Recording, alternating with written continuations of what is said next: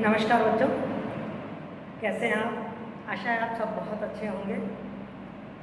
हम लोग कोरोना की 2 लहरों से जूझ चुके हैं और तीसरी लहर की आशंका व्यक्त की जा रही है, लेकिन हम सब तैयार हैं, अवेयर हैं, सावधान हैं। उस तीसरी लहर को हम आने नहीं देंगे। संकल्प लेते हैं, मास्क नहीं छोड़ेंगे, हाथों को साफ रखेंगे, 2 गज की दूरी का ध्यान रखेंगे। ये देखिए, मेरा मास्क मेरे पास है। चूँकि मैं इस रूम में अकेली हूँ, कोई और नहीं है, इसलिए मैंने अपना मास्क उतारा हुआ है और मेरी आवाज़ आप तक पहुँच सके। तो इस बातों का ध्यान रखेंगे तो निश्चित रूप से हम कोरोना से बचे रहेंगे, जीत जाएंगे, हम होंगे कामयाब। इसी भावना के साथ शुरू करते हैं आज की पढ़ाई, आज की कक्षा। आज मैं आप लोगों को पढ़ाने जा रही हूँ मुंशी प्रेमचंद द्वारा कृत, उनका लिखा हुआ एक उपन्यास है, निर्मला उपन्यास। बहुत नाम सुना होगा आपने मुंशी प्रेमचंद का, कि मुंशी प्रेमचंद को उपन्यास सम्राट, कथा सम्राट कहा जाता है। कई बार आपके मन में एक जिज्ञासा भी जागी होगी कि मुंशी प्रेमचंद को ही उपन्यास सम्राट और कथा सम्राट क्यों कहा जाता है। आज मैं आपको उसका उत्तर भी दूंगी। आइए पहले ये देखें, ये उपन्यास क्या होता है। गद्य की कई विधाएं होती हैं। आपने कहानी पढ़ी, आपने निबंध पढ़े होंगे, आपने नाटक पढ़े होंगे, आपने एकांकी पढ़े होंगे। इसी तरीके से उपन्यास भी गद्य की आधुनिक हिंदी साहित्य में आधुनिक काल की एक गद्य विधा है उपन्यास, बड़ी लोकप्रिय विधा है उपन्यास। तो पहले हम थोड़ा सा उपन्यास के बारे में जानते हैं, तब हम निर्मला पर पहुँचेंगे। उपन्यास किसे कहते हैं? यदि आप ध्यान से देखें तो उपन्यास 2 शब्दों से मिलकर बना है, उप और न्यास। 2 शब्द हैं, उप और न्यास। उप का मतलब होता है समीप और न्यास का मतलब होता है रचना। अर्थात उपन्यास वह कथा है, वह कहानी है, वह मानव जीवन की कहानी है जिसे लेखक मानव जीवन के करीब, उसके समीप रहकर रचता है, उसे हम कहते हैं उपन्यास। तो ध्यान दीजिए, उपन्यास उप और न्यास 2 शब्दों से मिलकर बना है।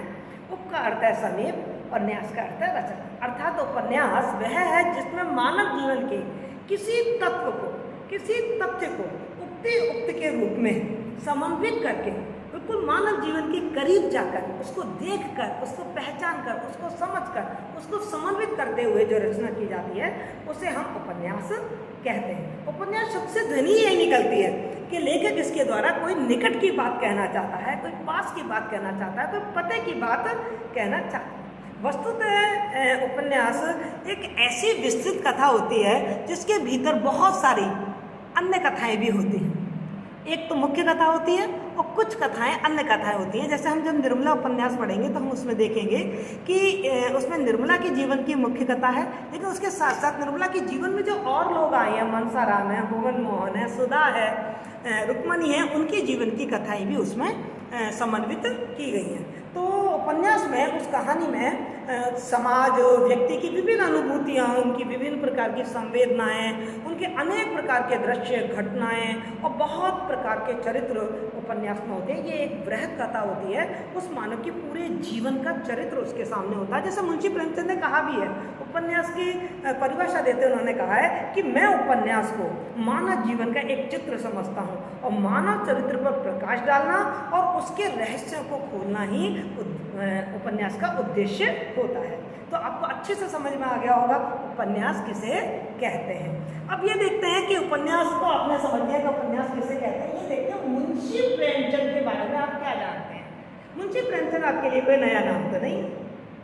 इससे पहले भी आपने मुंशी प्रेमचंद की बहुत सारी कहानियाँ, कुछ उपन्यास, उनके बारे में आपने पढ़ रखा होगा और सुन रखा होगा। आप सब जानते हैं मुंशी प्रेमचंद को उपन्यास सम्राट या कथा सम्राट कहा जाता है। बचपन में इनका नाम धनपत राय था और ये जब लिखा करते थे तो नवाब राय के नाम से लिखा करते थे और उर्दू में लिखा करते थे।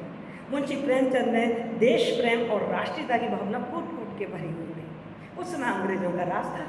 मुंशी प्रेमचंद जैसा जो सामाजिक मुद्दों से प्रतिबद्ध था, भला राष्ट्रीय भावना से अलग कैसे रह सकता था। उन्होंने कुछ ऐसे लेख लिखे, उन्होंने कुछ ऐसी रचनाएं की जो अंग्रेजों के हृदय में खटक गई, उनकी आंखों को खटकने लगी और अंग्रेजों ने उनका जो एक रचना है शोजे वतन, उस पर प्रतिबंध लगा दिया और साथ ही उसको जब्त कर लिया और साथ ही प्रेमचंद पर लिखने से प्रतिबंध लगा दिया कि आप नहीं लिख पाएंगे। भला प्रेमचंद कैसे रह सकता था?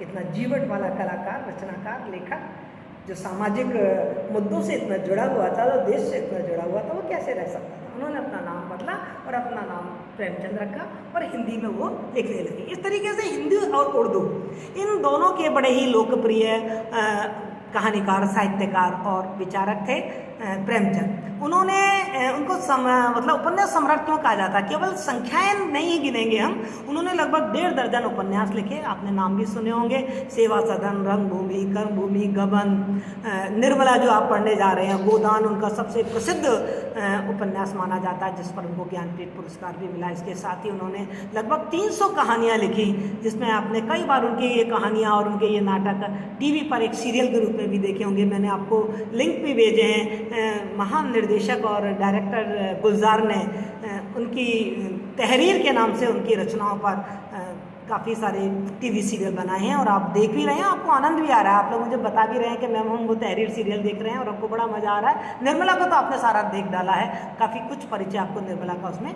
मिल चुका है। जो प्रेमचंद है वो उपन्यास सम्राट, कथा सम्राट सिर्फ इसलिए नहीं माने जाते कि उन्होंने करीबन 1.5 दर्जन उपन्यास लिख डाले या उन्होंने 300 लगभग कहानियाँ लिखी। उनके उपन्यास सम्राट और कथा सम्राट मानने का सबसे बड़ा कारण यह है कि प्रेमचंद ही वो व्यक्ति हैं जिन्होंने कथा को, उपन्यास कला को भूत प्रेतों से, राजा रानियों की कहानियों से और पशु पक्षियों की कहानियों से बाहर निकालकर और मानव जीवन से जोड़ दिया था। उन्होंने साधारण व्यक्तियों की कहानियाँ लिखी।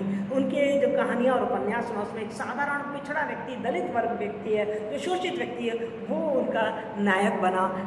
इस तरीके से उन्होंने मानव जीवन के चरित्र को अपनी कथा में हमारे सामने उतार के रख दिया। इसीलिए हम उनको कथा सम्राट या उपन्यास सम्राट की उपाधि से विभूषित करते हैं। उन्होंने एक बड़ा ही प्रसिद्ध प्रकाशन हंस प्रकाशन का संपादन किया और आपको जानकर हैरानी होगी, आपको मालूम होगा कि प्रेमचंद 3 साल तक बॉम्बे भी रहे। उन्होंने कई फिल्मों की पटकथा लिखी, उनकी कई सारे उपन्यास उन पर फिल्म बन चुकी है। गबन मैंने देखी है, गोदान मैंने देखी है, लेकिन प्रेमचंद को बॉलीवुड का माहौल रास नहीं आया और 3 साल बाद ही वो बॉलीवुड से वापस लौटकर आ गए और फिर अपने रचना में लग गए। उन्होंने जो साहित्य रचना की, 1936 में उनकी मृत्यु हो जाती है, 1880 में उनका जन्म होता है। अपनी मृत्यु से पहले जो उनका सबसे अंतिम उपन्यास था वो गोदान था। उसके बाद उन्होंने एक उपन्यास और लिखा था, मंगलसूत्र, लेकिन वो अधूरा ही रह गया था। उनकी अंतिम जो कहानी थी वो कफन थी और उनका जो अंतिम लेख था, जो अंतिम उन्होंने लेख लिखा वो महाजनी सभ्यता और उनका जो निबंध था सो अंतिम, उसका नाम था साहित्य का उद्देश्य। इस तरीके से प्रेमचंद ने अपनी साहित्यिक यात्रा को पूरा करके और हिंदी साहित्य के क्षेत्र में एक मील का पत्थर स्थापित करते हुए वो इस दुनिया से कूच कर गए। आइए, आपने देख लिया उपन्यास किसे कहते हैं, आपने देख लिया मुंशी प्रेमचंद क्या। अब हम देखते हैं मुंशी प्रेमचंद ने जो उपन्यास लिखे हैं उनमें से एक प्रमुख उपन्यास अपने कोर्स में है जिसका नाम है निर्मल।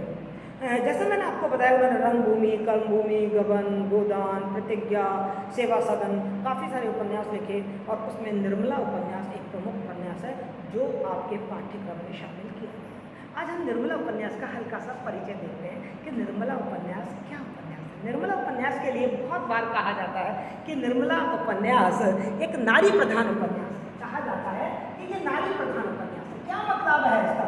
ये नारी प्रधान उपन्यास है। मैं आपको बताऊं, नारी प्रधान जैसा कि नाम से मालूम पड़ रहा है कि इस उपन्यास की जो प्रमुख नायिका है वो निर्मला है, जो एक नारी है और उसकी जीवन की दयनीय कथा इस उपन्यास में कही गई है। एक्चुअली नारी प्रधान उपन्यास वो होते हैं जिसमें कि जिस उपन्यास में नायिका नारी होती है और उसके जीवन की सर्वांगता के साथ उसके जीवन के चित्र को उसमें प्रकट किया जाता है। प्रेमचंद ने अपने साहित्य में केवल निर्मला में नहीं, उनके हर कथा साहित्य में नारी को एक बड़ा महत्वपूर्ण और गरिमापूर्ण स्थान मिला है। यद्यपि उनके कथा में चित्रित जो नारी है वो वास्तव में मतलब उनका जो काल था, उनका जो समय था, वो नारी के अनुकूल नहीं था। उनके समय में नारी को एक द्वितीय दर्जे का नागरिक ही माना जाता था और वो समाज के पिछले पन्ने का ही प्रतिनिधित्व करती थी।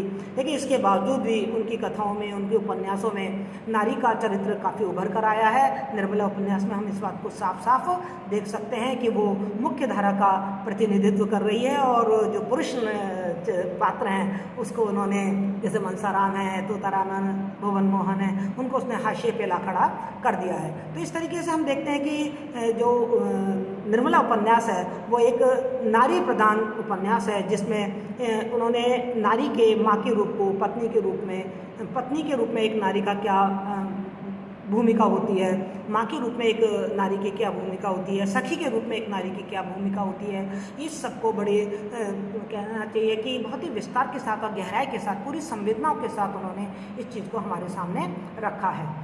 उनकी जो नारी है वो शोषित है, दुखी है, दलित है, अत्याचार सह रही है, लेकिन वो अत्याचारों की खिलाफत भी करती है और अत्याचार की खिलाफत करते करते वो समस्याओं का समाधान भी प्रस्तुत कर देती है। तो इस तरीके से निर्मला एक नारी प्रधान उपन्यास है जिसकी नायिका निर्मला है और वो 15 वर्षीय है, बड़ी सुंदर और सुशील लड़की है। निर्मला का विवाह एक अधेड़ उम्र के व्यक्ति तोताराम से हो जाता है, जहाँ उसका दाम्पत्य जीवन में समन्वय उसके साथ नहीं बैठ पाता है, क्योंकि जब जब वो तोताराम को देखती है तब तब उसे अपने पिता की याद आ जाती है और वो 3 बेटों की माँ बन चुकी है, क्योंकि उसकी जो ये बेटे तीनों सौतेले हैं, पहली पत्नी से, तोताराम की पहली पत्नी से हैं। निर्मला का चरित्र बहुत ही निर्मल दिखाया है और उच्च दिखाया है, यद्यपि वो संघर्ष कर रही है और उसे अपमान और अवहेलना का भी सामना करना पड़ रहा है और परिस्थितियों ने उसको एक अपराधी सा घोषित कर दिया है, लेकिन वो अपने कर्तव्य को विपरीत परिस्थितियों से जूझती हुई निभाती रहती है और अंत में मृत्यु को प्राप्त होती है और उसकी मृत्यु भी समस्या का समाधान दे जाती है। तो इस प्रकार निर्मला एक नारी प्रधान उपन्यास है। दूसरी बात उपन्यास के लिए कहा जाता है कि निर्मला उपन्यास एक चरित्र प्रधान उपन्यास है। चरित्र प्रधान उपन्यास क्या मतलब है इसका कि निर्मला उपन्यास एक चरित्र प्रधान उपन्यास है। एक्चुअली चरित्र प्रधान उपन्यास उसको कहते हैं बेटा, जहाँ जब रचनाकार अपने कथा को, अपने उपन्यास को वास्तविकता के करीब लाना चाहता है, वास्तविकता को प्रकट करना चाहता है, तो वो अपने चरित्र, अपने जो उपन्यास के जो उसके विभिन्न पात्र हैं, उनका चरित्र चित्रण इतनी वास्तविकता के साथ, इतनी यथार्थता के साथ और इतनी जीवंतता के साथ करता है कि उन पात्रों का जो चरित्र है वो हमें अपना सा दिखाई देने लगता है। हमें लगता है कि ये पात्र तो हमारे चारों तरफ रह रहे हैं, हमें कोई कल्पना नहीं होती और वो भरसक प्रयत्न करता है कि पढ़ने वाले पाठकों को उसके जो पात्र हैं वो दूसरी दुनिया के ना लगें, काल्पनिक लोग के ना लगें, उसे वो अपने से प्रतीत हों। निर्मला उपन्यास में ये विशेषता हमें देखने को मिलती है। जब हम निर्मला उपन्यास को देखते हैं, पढ़ते हैं, तो उसके में जो चरित्र हैं, चाहे वो तोताराम हो, चाहे वो खुद निर्मला हो, चाहे रुक्मणी हो, चाहे कल्याणी हो, चाहे मनसाराम हो, चाहे भुवन मोहन हो, हमें वो जीते जागते पात्र दिखाई देते हैं। और निर्मला का तो चरित्र इस उपन्यास में बहुत ही गरिमा के साथ उभर कर आया है, इसलिए इस उपन्यास को हम चरित्र प्रधान उपन्यास के नाम से भी जानते हैं। एक चीज़ और कही जाती है कि निर्मला का जो उपन्यास है, निर्मला उपन्यास है, वो समस्या प्रधान उपन्यास है। समस्या प्रधान उपन्यास है, अर्थात निर्मला में समाज की उन समस्याओं का वर्णन किया गया है, उन समस्याओं को इस तरीके से प्रस्तुत किया गया है कि उसकी कुरीतियाँ, उसकी जो बुराइयां हैं, उसके जो दुष्परिणाम हैं, उनको दिखाते हुए समाधान की ओर भी दिशा दिखाई गई है। निर्मला उपन्यास में मुख्य रूप से 2 समस्याओं पर बातचीत की गई है, एक तो अनमेल विवाह और एक दहेज प्रथा। उपन्यास का लक्ष्य है अनमेल विवाह तथा दहेज प्रथा के बुरे प्रभावों को अंकित करना, उनके दुष्परिणामों को हमारे सामने रखना और उन दुष्परिणामों से उबरते हुए समाधान की तरफ चलना, ये इस उपन्यास का प्रमुख उद्देश्य है। निर्मला के माध्यम से भारत की मध्यम वर्गीय युवतियों की जो दयनीय स्थिति है उसका चित्रण इस उपन्यास में किया गया है कि किस तरीके से दहेज प्रथा ने निर्मला के जो पहला विवाह निश्चित किया था डॉक्टर भुवन मोहन से, वो सिर्फ दहेज के कारण ही छूट जाता है। और चूंकि उसकी माँ दहेज नहीं दे पाती है, इसलिए निर्मला के लिए उसके उचित, निर्मला के लिए जो उचित बैठे ऐसे योग्य वर्ग को नहीं ढूंढ पाती है। आते तो रिश्ते बहुत हैं, लड़के तो बहुत हैं, लेकिन सब दहेज मांग रहे हैं और कल्याणी के पास इतना पैसा नहीं है कि वो दहेज दे सके। इसलिए वो कुछ ताव में और कुछ मजबूरी में अपनी बेटी निर्मला का विवाह तोताराम जैसे अधेड़ व्यक्ति से कर देती है, क्योंकि वो दहेज नहीं मांग रहे हैं। और वो बड़ा अनमेल विवाह है, क्योंकि निर्मला 15 साल की युवती है और जो तोताराम है वो अधेड़ व्यक्ति हैं, 35 साल से ऊपर उनकी उम्र है, 3 बेटे उनके पहले से हैं। तो इस तरीके से, और ये अनमेल विवाह और दहेज प्रथा, इसने पूरे परिवार को तहस नहस कर दिया। तोताराम का पूरा परिवार तहस नहस हो जाता है इसके कारण। तो इन 2 समस्याओं को बड़े विस्तृत ढंग से, विशद रूप में इस उपन्यास में सृष्टि की गई है। और साथ में हमको ये बताया गया है कि इन समस्याओं का यदि समाधान नहीं होगा तो समाज उन्नति की ओर नहीं चलेगा। के साथ में मेरा व्यक्तिगत एक राय है, इस उपन्यास में एक समस्या का और वर्णन किया गया है, वो है शक की समस्या, संदेह की समस्या। मैं मानती हूँ कि ये शक की समस्या भी इस उपन्यास में बड़ी शिद्दत के साथ उठाई गई है, जो हमारे परिवारों में एक बड़ी बीमारी है, हमारे समाज में बड़ी बीमारी है। कहीं भी चले जाओ आप, कार्यालय चले जाओ, समाज में चले जाओ, परिवार में चले जाओ, पड़ोस में चले जाओ, सब जगह ये शक की बीमारी बड़ी घर कर गई है। और यदि बारीकी से हम इस उपन्यास को पढ़ें तो हमारे सामने आता है कि ये शक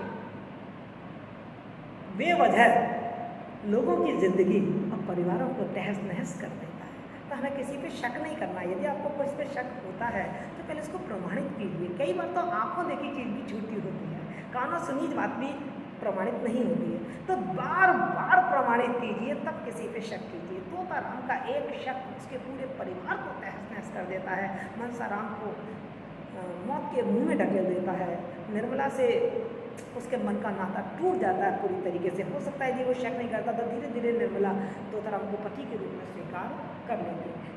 कानून की दुनिया का एक बड़ा अच्छा नियम है कि चाहे 100 गुनाहगार छूट जाएं, पर एक बेगुनाह को सज़ा नहीं मिलनी चाहिए। और यही चीज़ मैं यहाँ कहूँगी कि हमें शक के बिला पर किसी पर इस तरीके के आरोप ना लगाएं कि उसका मन, तन और उसकी आत्मा घायल हो जाए। तो इस उपन्यास को हम समस्या प्रधान उपन्यास भी मान सकते हैं। एक बात और उपन्यास के लिए कहा जाता है कि ये प्रेमचंद का प्रथम यथार्थवादी उपन्यास, इसको प्रेमचंद का प्रथम यथार्थवादी उपन्यास कहते हैं। एक्चुअली प्रेमचंद ने जब लिखना प्रारंभ किया था, उस समय प्रेमचंद की जो रचनाएं थी वो आदर्शोन्मुख यथार्थवाद से प्रेरित थी। मतलब कथा में, कहानी में, उपन्यास में यथार्थ को दिखाते हुए अब क्या होना चाहिए उस आदर्श को स्थापित किया जाता था। जैसे नमक का दरोगा कहानी आपने बहुत अच्छी तरीके से पढ़ी है कि किस तरीके से आलोक का मन बदल जाता है। लेकिन धीरे धीरे जो प्रेमचंद है वो यथार्थ के मतलब ठोस यथार्थवाद की तरफ उन्मुख हुए। और उनकी जो परवर्ती कहानियाँ हैं, कफन है, पूस की रात है, या जो उनका उपन्यास है गोदान और निर्मला, ये यथार्थवादी उपन्यास थे। इन्होंने समाज में कोई कर्तव्य की या यथार्थ की स्थापना नहीं बताई है, जो समाज की वास्तविक स्थिति है उसी को उसके सामने रख दिया है। वस्तुतः यथार्थवाद का अर्थ क्या है? यथार्थवाद है वो उस सिद्धांत को हम यथार्थवाद कहते हैं जिसका ये विश्वास है कि जो जैसा है उसको वैसा ही दिखाया जाए, उसके ऊपर कोई मुलम्मा या आदर्श ना थोपे जाए। मतलब कोई भी उपन्यास कोई समाधान प्रस्तुत ना करे, अपनी परिस्थितियों को और जो समस्या उसको खुले में रख दे और पाठक के ऊपर छोड़ दे कि पाठक उसका क्या समाधान प्रस्तुत करता है। यथार्थवाद आधुनिक युग की कथा और उपन्यास की एक प्रमुख विशेषता रही है। और निर्मला जो उपन्यास है उसमें निर्मला की समस्याओं को, समाज की समस्याओं को, कुरीतियों को, बुराइयों को, लोगों के व्यवहारों को बिल्कुल यथार्थता के साथ उन्होंने प्रकट किया है। इसलिए निर्मला उपन्यास को प्रेमचंद का प्रथम यथार्थवादी उपन्यास कहते हैं। मतलब इस उपन्यास में हमको काल्पनिकता का आभास नहीं होता, हमें इसमें असफलताएं भी दिखेंगी, गिरावट भी दिखेगी, बुराइयां भी दिखेंगी, क्योंकि समाज में ये सब कुछ है, सब कुछ अच्छा ही अच्छा नहीं है। तो जैसा है वैसा निर्मला उपन्यास में प्रेमचंद ने प्रकट किया। इसलिए निर्मला उपन्यास को हम यथार्थवादी उपन्यास की श्रेणी में रखते हैं। निर्मला उपन्यास को हिंदी का पहला मनोवैज्ञानिक उपन्यास कहा जाता है। मनोवैज्ञानिक